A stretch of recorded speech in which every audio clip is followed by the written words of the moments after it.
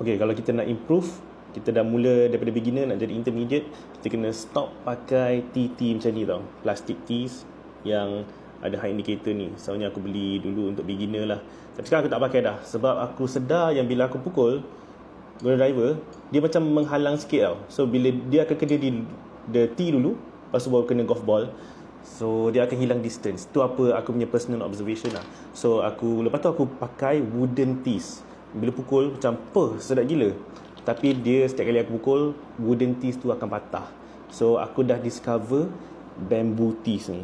So bamboo tees ni, kau tengok dia ada line indicator tak. So kita boleh, dah biasa kita tanam sampai sini, kita tanamlah sampai situ. Dan dia ada yang pendeknya juga, sama. Dan dia bukan sekali pukul dah pecah. Ni tengok ni, aku bantai beberapa kali semalam, adalah kesan pecah dia sikit, tapi still boleh guna. Dan kalau kita patahkan, still boleh guna sebagai tee pendek lah. Kalau kita dah ni kan, dah tee off, dia patah sikit, kita boleh guna sebagai tee pendek. So belilah daripada Gatti Pro Golf Tees.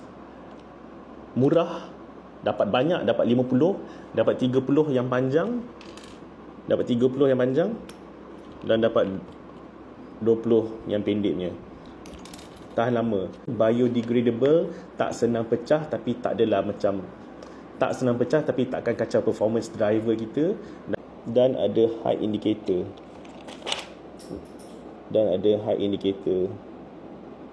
tak link dekat beg kuning.